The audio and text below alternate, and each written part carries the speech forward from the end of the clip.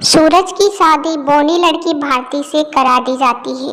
भारती काफी ज्यादा छोटी होने के कारण सूरज को बिल्कुल भी पसंद नहीं थी। वह हमेशा उसे गुस्से भरी निगाहों से ही देखता रहता था।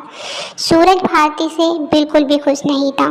सूरज जब भी भारती को देखता था तो सिर्फ दुखी ही होता था।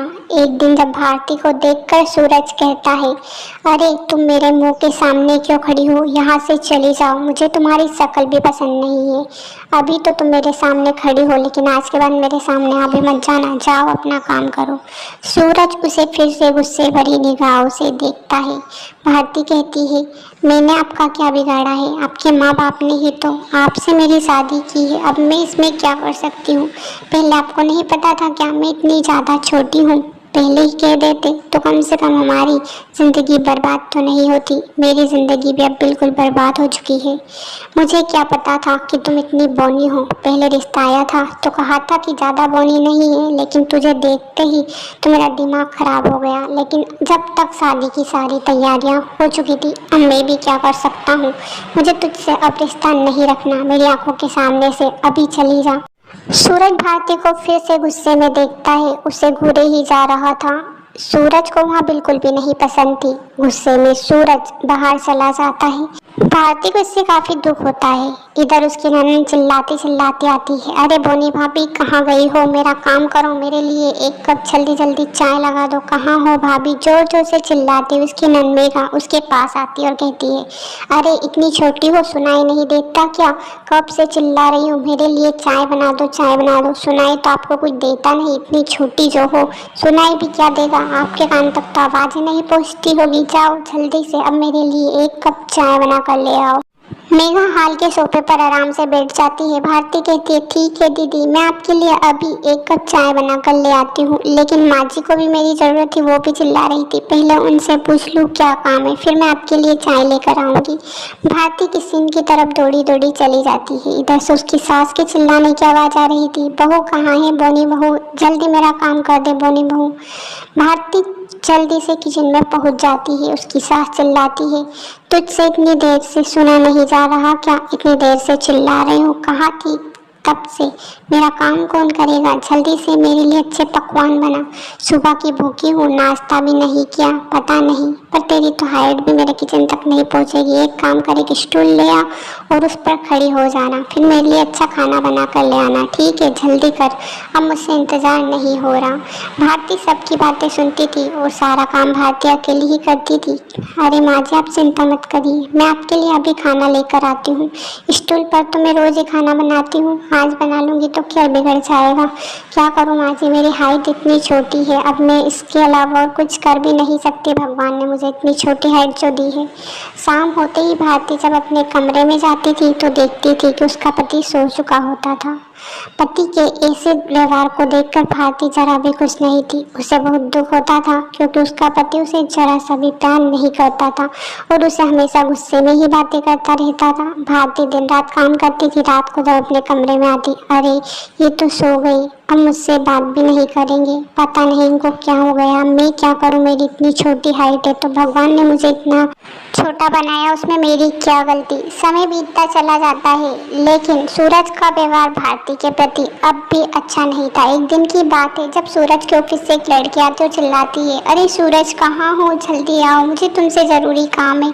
सूरज कहाँ हो, सूरज चिल्लाती है जोर जोर से। वहाँ लड़की घर में आवाज़ देती है। भारती को जब यह आवाज़ सुनाई देती है तो भारती दौड़ी दौड़ी हार की तरफ आती है, देखने के लिए कि आखिर कौन इतनी जोर जोर से चिल्ला रहा है। भारती जैसे ही बाहर पहुंचती है तो उसकी ननद पहले ही वहां पहुंच चुकी होती है। तभी वह लड़की कहती है, यहाँ कौन सूरज की पत्नी है क्या मेघा? मेघा कहती है, हाँ यह सूरज भैया की पत्नी है। वह कहती है, अरे इतनी छोटी हाइट वाली पत्नी, मैंने तो कभी इसे देखा तक नहीं। सूरज भी इसके बारे में ऑफिस में कभी किसी से बात नहीं करता। हाँ पर बेचारा करे तो करे कि इतनी छोटी हाइट वाली पत्नी जो मिली है, शर्मिंदा शर्मिंदा होना पड़ता है ऐसी पत्नी पाकर। बेचारा सूरज इतना हैंडसम और पत्नी तो उसे ऐसी मिली है। चलो ठीक है, सूरज नहीं है, मैं ऑफिस में ही मिल लेती हूँ।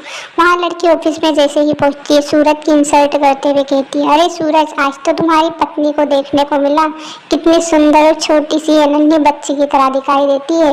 वैसे तुमने हमें मिठाई भी नहीं खिलाई। सूरज कहता है, जो भी है, लेकिन वहाँ मेरी पत्नी है और मेरे लिए बिल्कुल परफेक्ट है। सूरज यहाँ कहकर अपने घर आ जाता है, लेकिन अब सूरज के चेहरे पर उदासी थी। वहाँ अपने कमरे में सुनसान चला जाता है। तभी मेघा अपनी भाभी से कहती है, भाभी, आज उस लड़की ने भैया की ऑफिस में बहुत ज़्यादा इंसल्ट की। वहाँ सब आपकी वजह से, आप इतनी छोटी हो, इसी कारण से भैया को उदासी है और वहाँ अपने कमरे में बैठे हैं। यहाँ सुनते ही भारती घर छोड़कर चली जाती है, क्योंकि सूरज की ऐसी हालत देखकर वहाँ कुछ सहन नहीं कर पाती और हमेशा हमेशा के लिए घर छोड़कर चली जाती है। जंगल में जैसे ही वहाँ जाती है, उसे एक नागिन दिखाई देती है। नागिन उसी की तरफ देख रही थी। थोड़ी देर नागिन भारती की शक्ल देखती है और वहाँ सब जान जाती है कि इसे किस चीज़ की दिक्कत है। वहाँ कहती है, भारती, तुम चिंता मत करो, मैं तुम्हारे लिए कुछ लेकर आई हूँ। आज तुम्हें मैं इतना बड़ा उपहार दूंगी जिससे तुम खुश हो जाओगी। भारती खुश हो जाती और कहती है, अब क्या गिफ्ट दोगी?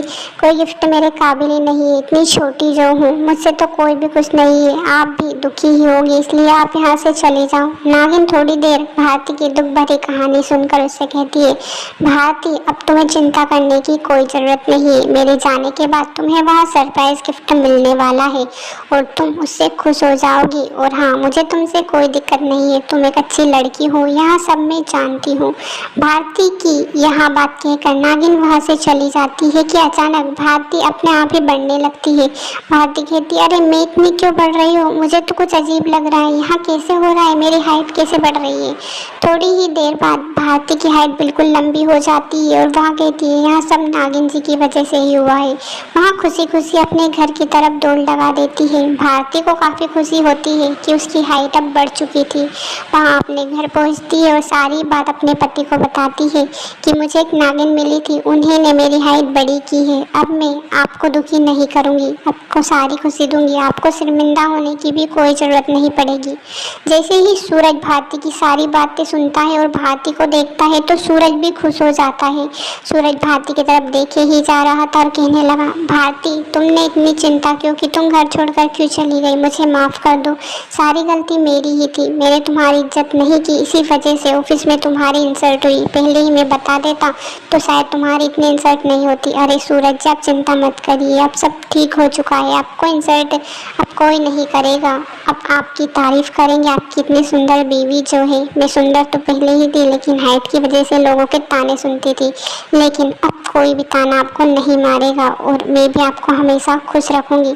सूरज और भारती दोनों खुशी खुशी अपनी ज़िंदगी बिताने लगते हैं। दोनों बहुत ही खुश थे। भारती की हाइट लंबी हो चुकी थी, इसलिए सूरज कहता है, अरे भारती, वाह, तुम बहुत खूबसूरत हो। इतने दिनों से मेरे पास रह रही थी, लेकिन मुझे विश्वास तक नहीं है कि तुम इतनी खूबसूरत भी हो सकती हो। भारती भी खुश हो जाती है और कहती है, यहाँ सब आपकी वजह से ही है सूरज जी।